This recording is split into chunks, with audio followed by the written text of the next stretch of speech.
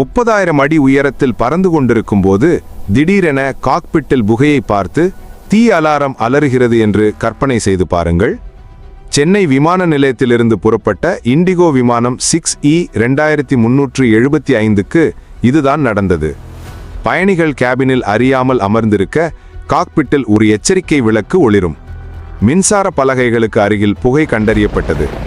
அந்த தருணத்தில் 176 உயிர்களின் பொறுப்பு ஒரே ஒருவரிடம் இருந்தது.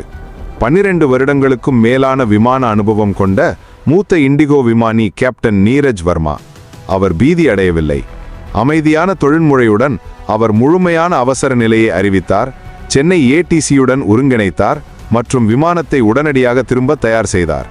காக்பிட்டில் புகை இருந்த போதிலும் மற்றும் ஒரு நேரடி தீ எச்சரிக்கை இருந்த போதிலும் கேப்டன் வர்மாவும் அவருடைய ஃபர்ஸ்ட் ஆபீசரும் சில நிமிடங்களுக்குள் விமானத்தை பாதுகாப்பாக தரையிறக்கினர்.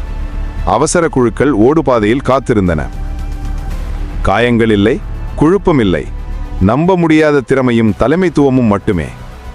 இதுதான் விமானிகளை இயந்திரங்களிலிருந்து வேறுபடுத்துகிறது. அவர்களின் பயிற்சி, முடிவெடுக்கும் திறன் மற்றும் தைரியம்தான் உயிர்களை காப்பாற்றுகிறது. பணியில் இருக்கும் வீர விமானிகளின் மேலும் பல உண்மை கதைகளுக்கு இப்போதே சப்ஸ்கிரைப் செய்யுங்கள்.